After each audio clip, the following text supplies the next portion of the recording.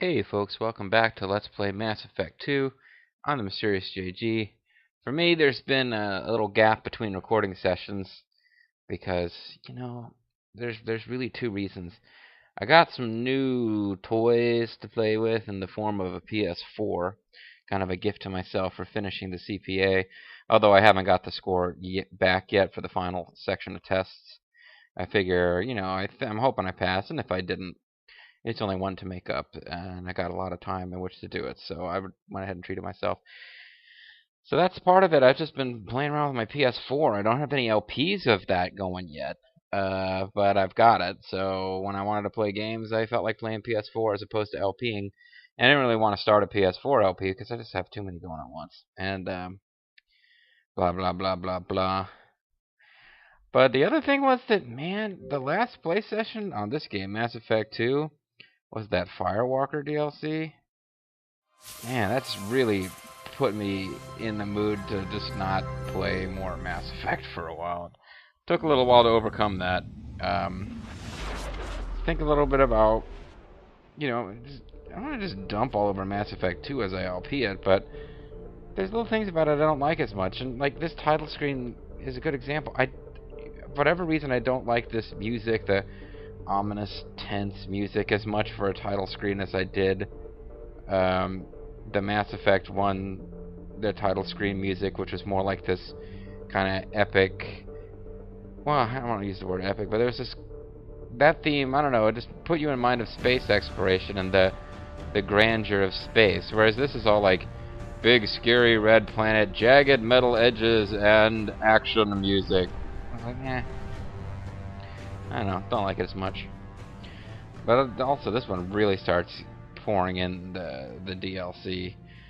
Mass Effect 1's DLC, of course, features almost no dialogue for the companion characters. They went with new characters interacting with Shepard, people who are specific to the DLC talk to Shepard, so they could pay the Shepard voice actors, because there's, of course, male Shepard and female Shepard, and not have to pay, like, Tali or Rex or people like that to talk. That trend continues in this game. Somehow it's more noticeable in this one, and I think maybe because there's even more. I made fun of it a bit during the Bring Down the Sky DLC in Mass Effect 1. But in Mass Effect 2, somehow it comes even more to my attention, because this is the first one where we had DLCs. Well, really just the one. The Firewalker one is probably the most egregious offender. There's just no attempt at story at all. Very little voice-acted content. Nobody ever actually talks to Shepard. He occasionally plays recordings of people, and we get new email. And that's the ultimate damning thing about the series. They set themselves this almost impossible task of having like a 3-game series where every decision you make all the way back to the first game has huge impact on the future games. And they really couldn't stick to it. So you have this pattern develop where, oh, if you did such and such side quest in Mass Effect 1, you get this email. And if you didn't do that in Mass Effect 2 or Mass Effect 3, and if you didn't do that, you don't get an email. So, whatever. It is what it is. But I'm hoping that this Mass Effect 2 play session, it's not going to be a terribly long session for me at this time, but I'm hoping this one is more enjoyable. And part of the reason I think it should be more enjoyable is there's only one DLC left. It's actually the best of the DLCs, and I kind of decided that I'll do it at the end, because I'd forgotten you can do DLCs after the main quest stuff is over. You can't do that in Mass Effect 1, and I'm pretty sure you can't do it in Mass Effect 3, but you can do it in Mass Effect 2. Mass Effect 2 is the only game that's really set up for that. Mass Effect 1 and Mass Effect 3 are both basically set up so that the game ends when you finish that last mission in either of those games.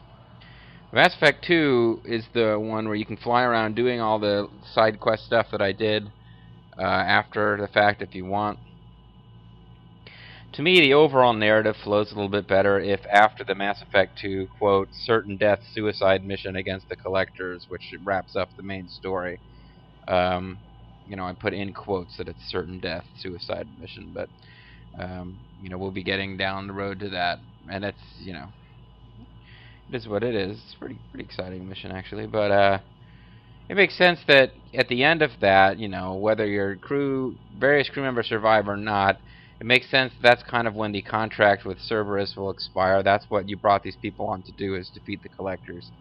And when you accomplish that, the idea that they stick around while you do missions like, you know, investigate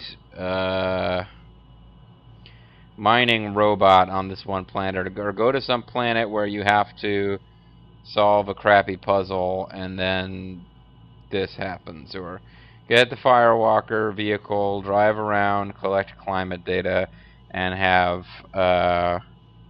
you know, Jack and what's his name, the like lizard assassin guy riding with you in the vehicle. It doesn't make sense that they're still hanging out with you at that point. But I'm still going to do the last DLC at the end, just because I think it's actually pretty cool, and I feel like getting back to the main story. So we're going to get back to the main story.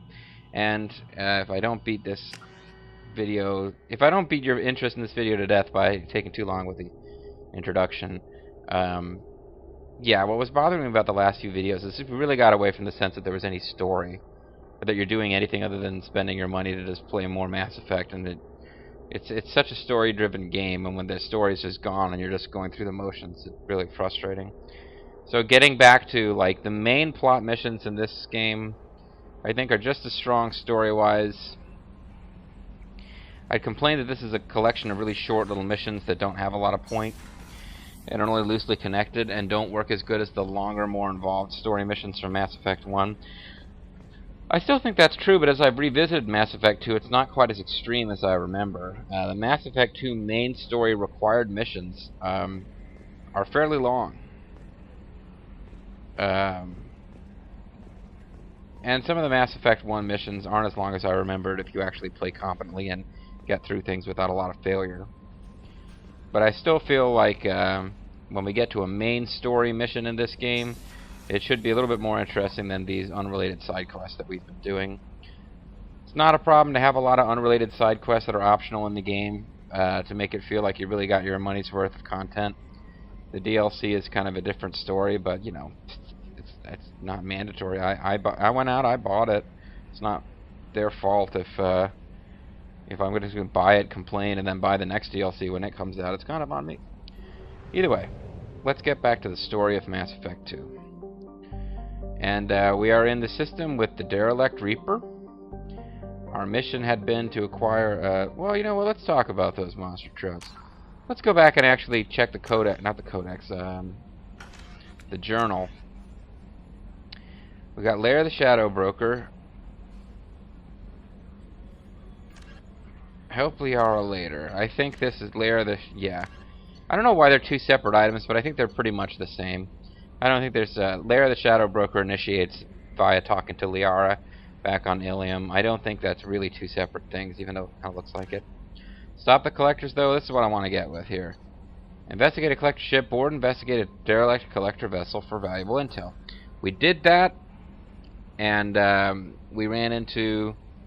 This is where I got my super cool Widow sniper rifle, which is kind of the best sniper rifle in this game, I think. And B, it's where we found out for the first time a piece of information that hasn't been relevant in a long time. So this is a reminder. The collectors, it turns out, are actually... Oh, I'm blanking on the term that the game uses for when people get their minds controlled by the Reapers. Indoctrinated. The collectors are actually kind of, sort of, indoctrinated Protheans. But it actually goes a little bit further than that. It's not just Protheans whose minds have been taken over. The Protheans have been, like, genetically re-engineered as a slave race. And, you know, it's considered likely that the Keepers back on the Citadel were some formerly naturally occurring biological race, that the Reapers did something to them and turned them into tools to run the Citadel. Well, the Collectors appear to be basically like warrior slaves of the Reapers, but that's what's left of the Prothean race. You know, the Protheans were all but wiped out, and those that are left were some kind of like re-engineered freak Protheans who serve the and it's in the, you know, I think it was pretty much made clear. It was voiced very briefly by somebody. Can we save them? Can we rescue them? Can they be, you know, freed from Reaper control? And it's like, no, they're not really Protheans anymore. They're like a shell. It's not like, you know, if we can find the magic button to flip a switch and they'll just be free and they'll thank us and give us all Prothean secrets. They're not Protheans anymore. They're like a reflection of Protheans, an echo of what Protheans were. And it's kind of messed up. So that's something we found out in that last mission. Now we're trying to acquire a Reaper IFF. I was kind of hoping... Omega open packages for Ish. Oh, we actually forgot to do some stuff. Okay, well at some point we'll probably go and do these, but... Shit, when are we going to do these if I don't do them now? Well, I'll do them after the main story. Shit, I really don't want to get held up here. So I was supposed to go to Mareb's shop on the Citadel and Eternity. I'd have a lot of traveling to do. Fortunately, has been located while assaulting. But I've had such a completionist run.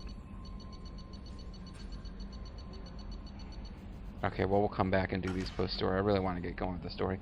I was hoping we could find something that actually explains what the IFF is, because I don't even remember what the acronym stands for. I think the FF is friend-foe. I don't remember what the I is.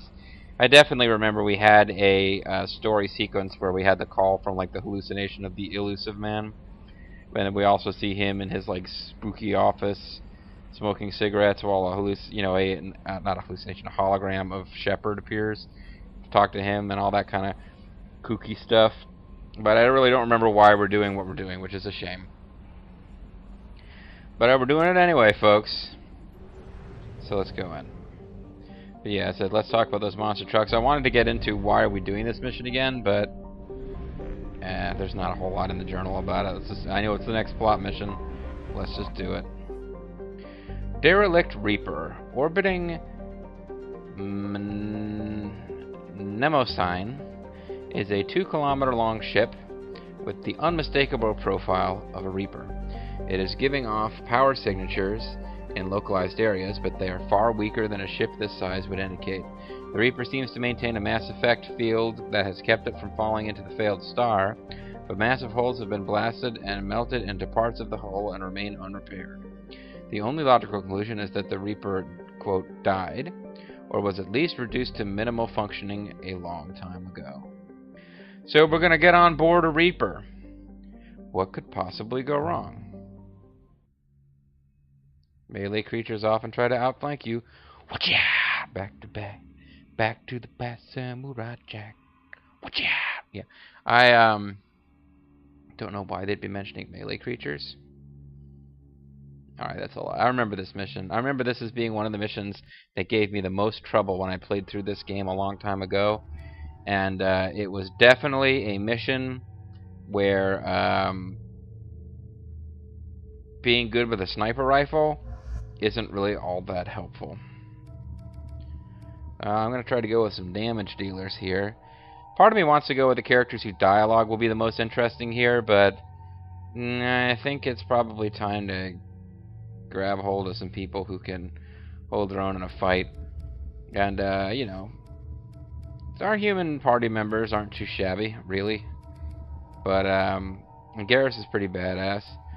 Morden is a really cool character that doesn't strike me as intimidating in combat, and Tali has some skills that can hold her own, I suppose. We got Lizard Boy here, who actually kind of sucks. But no, if I'm going into a fight, I want the, like, crazy, insane, biotically powered chick and Grunt backing me up. Samara, whether or not she actually is a better character in combat, I'm sure people have analyzed gameplay more carefully than I have. But she strikes me as being more competent than Liara as a badass combat person. Zaid strikes you as being a badass combat person, but I don't think it really holds up in gameplay. But Grunt's just kind of a monster on a tank, and we're going to need that. Because even though the game occasionally surprises you by asking you to pick crew members even though there is no combat, most of the time, yeah, you pick crew members because there's going to be combat. So I've got a hand cannon. I've got the Black Storm Singularity Projector. Might end up actually pulling that thing out. She's got a battle rifle and a small machine gun. Part of me wants to go with somebody who has a shotgun.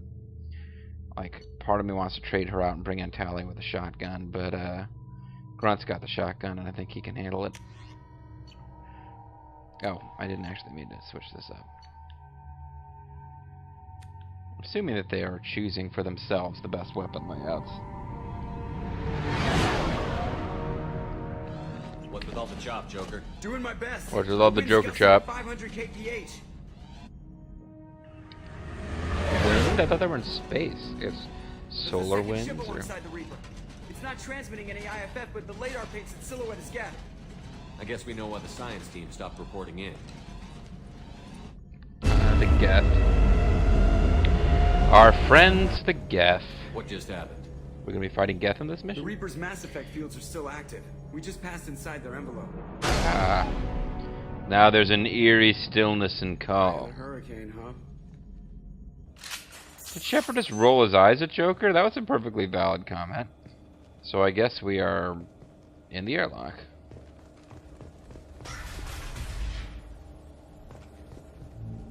Smells bad. There's blood, but something's wrong. It's a Type A. I prefer Type B. Much tastier, smoother.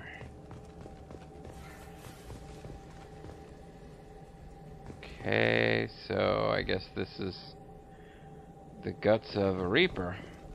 So we have a bunch of humanoid typhoons, human-made terminals to indicate that they set up their own research. Like, I don't think the Reapers have like English language. No, there's no language written here that we can see, but presumably it's galactic standard monitor displays, and yeah, I think this is not part of the Reaper. This is human equipment that was brought in, or you know, not human, maybe Solarian. I don't know, but whatever. Just play the game. All right, so Confed, eyeball, copyright, copyright, Confed. Confed is the weirdest little abbreviation I use, you know, for my, just like it reminds me of the Galactic Confederation logo from Starflight, but I don't even know that's what it was actually called. It was the Confederation or something else. Might have been the Federation of Space Loonies. That might have been Solar Jetman though. So far it's DLC-like, and it's just throwing credits at me. It's like, you paid real money, let's give you in-game money to spend. You know, for all my complaints about the DLC in this game, the DLC in Tales of Vesperia that I noticed when I looked online is you can buy, like, spend $2 and buy 10 levels per character. Just like your characters level up, and you're like, wow, you really don't feel like playing the game, do you? The airlock has been installed at the far end of the hold section. We have begun pressurization. Dr. Chanda is my black friend. Or Chanada. Or Chanda. I reassure them it is mere nerves, a superstitious reaction to what this hulk represents. The corpse of a vast ancient life form. Privately, I can't deny the atmosphere. The angles of the walls seem to press down on you. I find myself clenching my teeth. Oh, and your Codex updates with indoctrination. So, if you didn't already know what was going on there, what about Reapers? Are they? There we go. A myth common to several cultures in the galaxy. Reapers were imagined to be space monsters who consumed entire stars. Archaeologists and mythologists attempting to uncover sources for such myths have yielded little, except interstellar religious themes of all-consuming devils common to primitive cultures. Uh-huh, that's what you say. Reaper indoctrination is an insidious means why of is the corrupting narrator organic reading this? minds, Okay, sorry. reprogramming the brain through physical and psychological conditioning, using electromagnetic fields, infrasonic and ultrasonic noise, and other subliminal methods. The Reaper's resulting control over the limbic system leaves the victim highly susceptible to its suggestions. Organics undergoing indoctrination may complain of headaches and buzzing or ringing in their ears. As time passes, they have feelings of being watched and hallucinations of ghostly presences. It sounds pretty Ultimately, unpleasant to go the Reaper through. gains the ability to use the victim's body to amplify its signals, manifesting as alien voices in the mind. Indoctrination can create perfect deep cover agents. The Reaper's suggestions can manipulate victims into betraying friends, trusting enemies, or viewing the Reaper itself with superstitious awe. Should a Reaper subvert a well-placed political or military leader, the resulting chaos can bring down nations. So they're not your friend. Long-term physical effects of the manipulation are unsustainable. Higher mental functioning decays, ultimately leaving the victim a gibbering animal. Rapid indoctrination is possible, but causes this decay in days or weeks. Slow, patient indoctrination allows the thrall to last for months or years. Alright, so here's my objection to all of this in the Codex. I thought the Codex was some kind of like official space encyclopedia from the Council, which is consistent with this entry. A myth common to several cultures. They're telling us that the galaxy. Reapers are a myth, which is the official view now of the Council. And even if this doesn't come from the Council, and I think it does, because there's Council races, non-Council races. Even if it's not officially sanctioned by the Council, it's just from some publishing company within the Council. In one place, it's carrying the official line, which is that Reapers are a myth. Here, it's talking in detail about how indoctrination works, when, in fact, indoctrination is something that Shepard claimed existed, and the Council dismissed his claims. So, yeah, little inconsistency there. But that whole description was just totally talking about indoctrination, as we saw it before. I missed the very first part of it, though. Installed at the far end of the hold section. We have begun pressurization for shirt sleeves work. Okay, that's what I missed. Edgy. I reassure them it is mere nerves. Okay, so he's going to tell me about indoctrination again as I do a mini game here. A vast ancient life form. Privately, Ooh, I think I screwed this up. angles of the walls seem to press down. Oh, you can just wait until it gives out or wears out at time. I didn't know you could do that. I thought once you selected one, you had to find its mate. I thought I'd totally screwed up.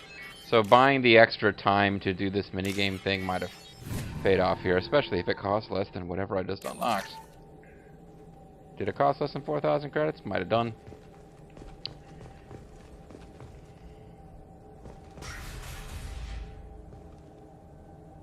Okay, so that just opened up without me telling it to. Should I? Oh, maybe I shouldn't be recovering those in case I have to come back here. A203 to B016. No evidence of active nanotechnology noted. Dr. Chandana believes they would have decayed over the last 37 million years. Chandana. There's not enough data to support his claim. He asserts that the truth is patently obvious. I am concerned. Chandana has been staring at the samples for hours. He says he's listening to them. Alright, well he's cuckoo for Cocoa Puffs.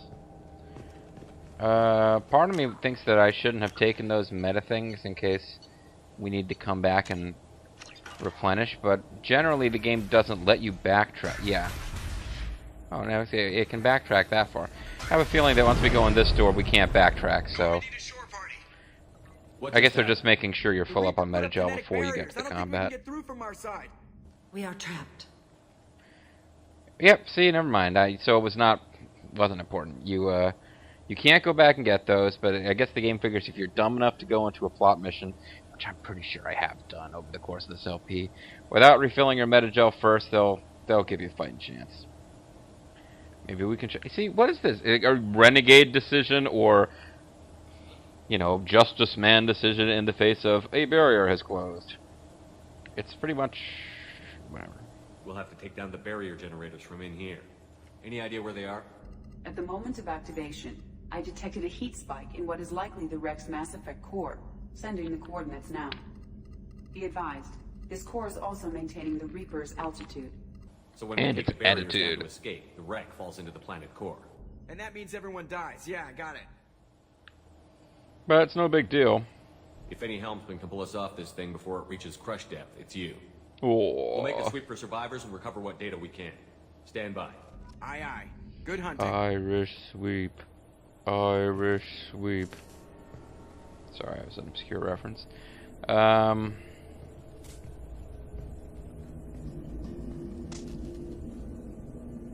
So, yeah, we're entering the heart of the super scary space monster. What a mess. Anyone else hungry? No, we're not hungry. Thanks for making this really gross. Where's this work log? It is... Oh, it's over there. Okay, so... You're married? You never mentioned that. Katie had anger management issues. When my brother got married, the best man tried to hit on her. She kicked him down the church steps. What? Katie's my wife. I must have told you this story. No, I know my wife. I remember that day was the only time I saw her wear stockings. Yeah. The kind with seams up the back. That's what I remember, too. What the hell is this? How can we remember the same thing? And why am I This Sun place Tzu? affected their minds. I just like it that the Reaper was implanting these wacky comic relief memories of weddings and black stockings. Or it didn't say black stockings, just stockings with a seam up the back. Don't insert your own fantasies into the Reaper memories, JG. So... place your bets now on what kind of enemies we encounter as we proceed through this thing.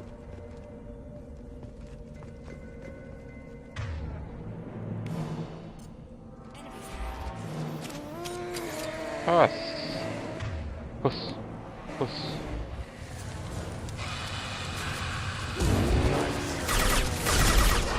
Make contact.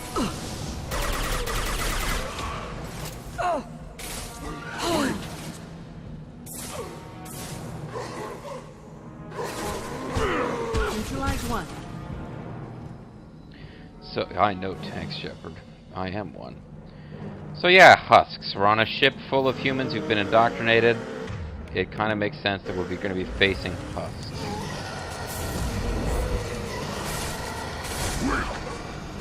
So we're going to be fighting a large number of weak enemies that... You just shoulder blocked our friend in the back there. Blanking on her name now.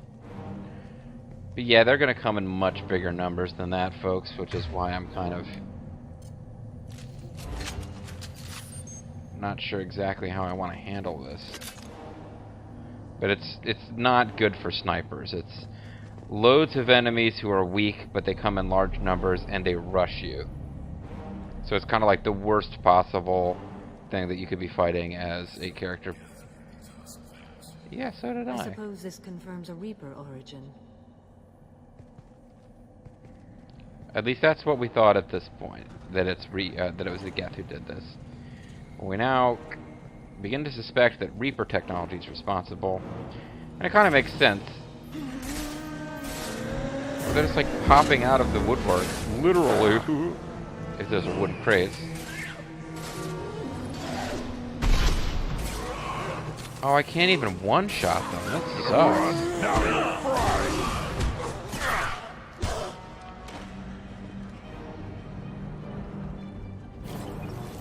Yeah, you definitely want to be able to one-shot these guys. Too late. Now you're dead. So some of them aren't just husks, they're abominations, which are presumably humped up husks.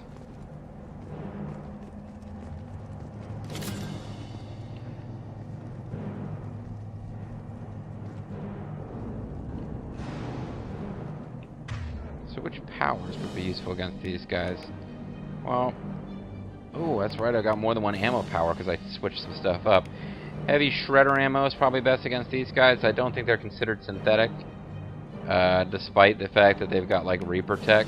They definitely don't have shields. So heavy shredder ammo is going to be the way to go.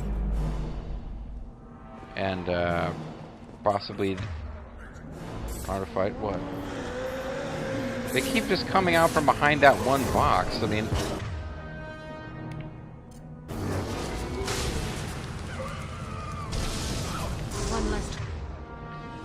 one less cake to bake. One less egg to fry. So I'm trying to just kind of take my time with it here, and it definitely gets harder. Maybe they just keep coming, prattling on about virtue. No, they're...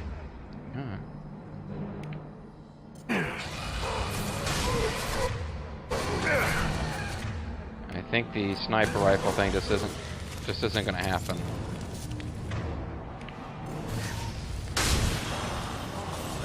That was nice. I finally got that area of effect thing to be useful. I just punched him in the face and nothing happened. So maybe I don't want to be trying to melee these guys when I'm like a sniper build. Third day with this headache. You'd think Chandana would have let me have a few hours off. God damn! What? That thing, that just gray thing, it disappeared when I looked straight at it. It came out of the damn wall, where we took off that panel. I didn't see anything. You should lie down. I'm telling you, the ship isn't dead. It knows we're inside it. Calm down. Now I'm getting a headache. Yeah, I mean, I'll give the game this. It can pull off atmosphere. And the idea of like guys trapped on it's not a new concept. Guys trapped on a spaceship getting what Ren and Stimpy might refer to as space madness. Yeah, they make it pretty creepy concept. You've got a kind of like Resident Evil, scary, undead type of game vibe going here. Could be part of the Cerberus team. We should make contact. Shooter? You mean Dean Malenko's up there? I want to go talk to him. Best wrestler to never really get that over. 100 credits. What the hell was it? Whatever it wasn't worth much. Shit. Got some credits, got some palladium. Hey, a Cerberus rifle. Now what's this? Sniper rifle damage. Nice. That is relevant. So I forgot this is Cerberus crew that we're investigating. I haven't seen any Geth yet, although we were told there was a Geth ship around here. Oh, now I remember that. Yeah, this is where it really gets. Well, that's not what I meant to do. This is where it gets pretty hot and heavy. Is in this area, or maybe it's the next set. So that first one's kind of it introduces you or reintroduces you to what those things are. If you didn't do a lot of optional mission or DLC, you saw a few of them in one of the plot missions, but not much. But it gets pretty out of control around here, I think. Maybe it's not here. Maybe it's later. Okay, they're starting off pretty close to us. Now you're dead.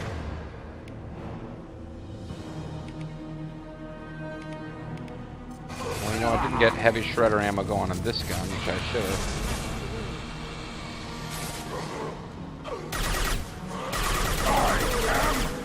Worthless. Did you just say, I am worthless? That's really no way to talk about yourself, buddy. I may have gotten a bit better at the game since I first played it. It's possible. But saying that might be setting myself up for colossal failure.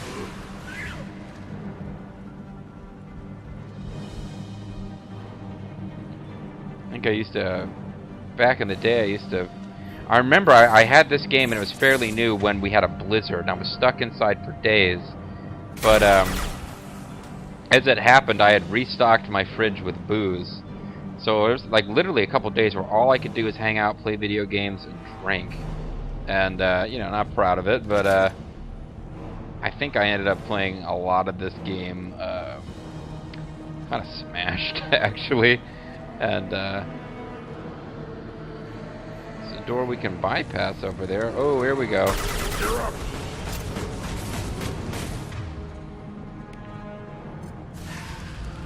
I'll put them down. This is where it gets a bit more intense, because now you got the big guys to deal with. I'm talking, of course, about Ryback.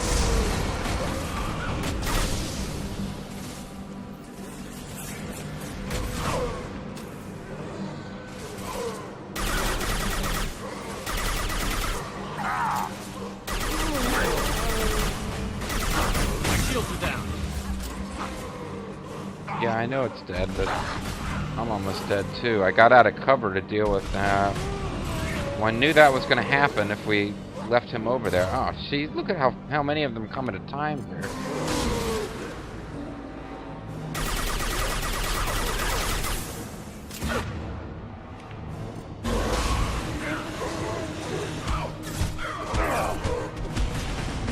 So you've got to get out of where this big guy can shoot at you to deal with the little guys.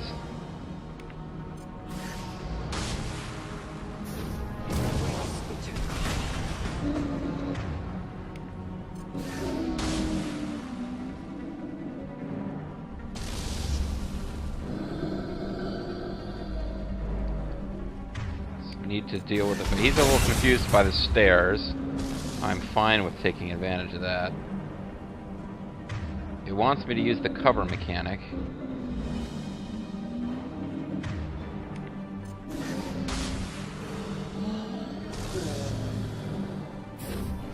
Are they both? No, they're not both down. She is still up.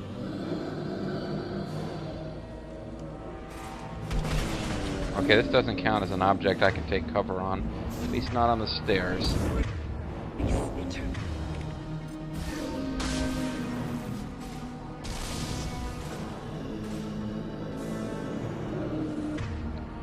We're splitting its focus, that's good.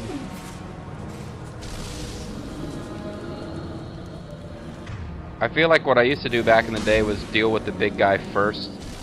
And invariably be in bad shape when these guys started to show up. And here they come again.